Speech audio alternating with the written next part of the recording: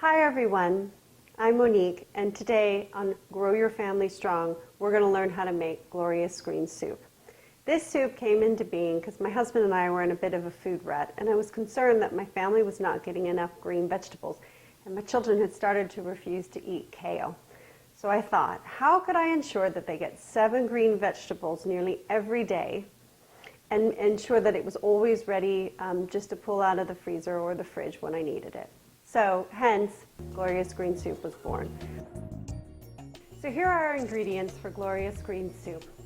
You have, starting in the order that they're put into the pot, you've got garlic, and I really like garlic, so I actually add a lot of garlic.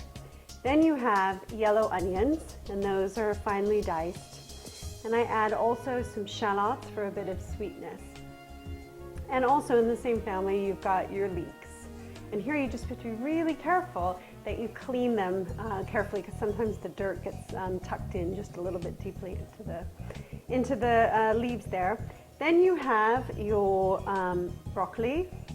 My children like to say broccoli. And then you have your asparagus. Now this is predominantly a spring vegetable, but I have it today. Clearly if it's autumn, which it is now, I would use a Swiss chard or another leafy green vegetable. Then you have your courgettes, if you're living in Europe, or zucchini in the US. Then you have your kale, which is jam-packed with vitamins. And then you have your spinach, which is put in at the very end to make sure it's got that really zesty green color, which my children love. This is really just an assembly line. You want to make sure that the vegetables don't overcook and that they're put in with the stock, that there's enough stock so that the bottom of the pot doesn't burn. And at the same time, you just, every couple minutes, you're adding new vegetables. First, we start with 1/3 cup of olive oil. Add the garlic, the onions, and the shallots. These can all go in together. You're going to cook these for about 5 minutes until they become soft, but be really careful and keep your stove on low. Now that the onions, the garlic, and the shallots are slightly brown and a little bit translucent, I now can add the leeks. I cook those, and that's probably going to just take about 2 minutes.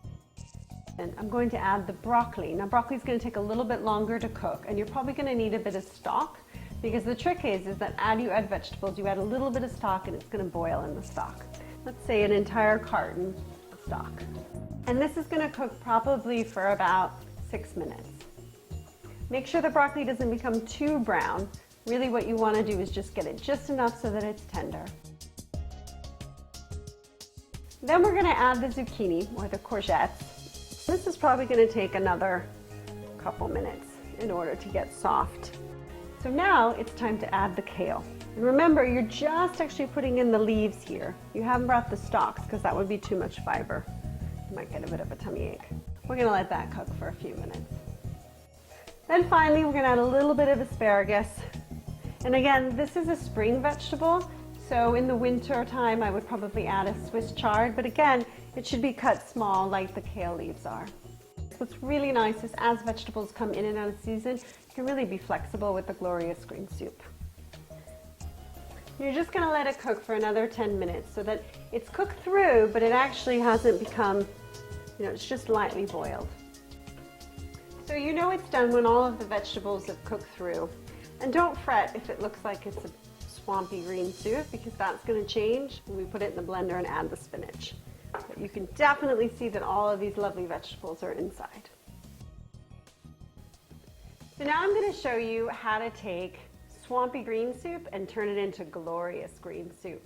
And what I do is I take it into batches. I take the swampiness and I use something like this because there's all of that vegetables to put in.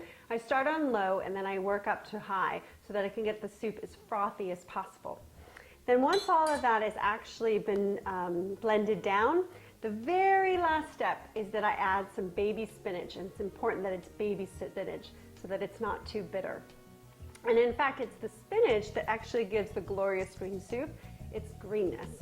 And then I serve it into little miso soup bowls. My children love this. And that way, whilst I'm preparing or my husband's preparing the rest of the meal, my children have a wonderful serving of glorious green soup. Delish.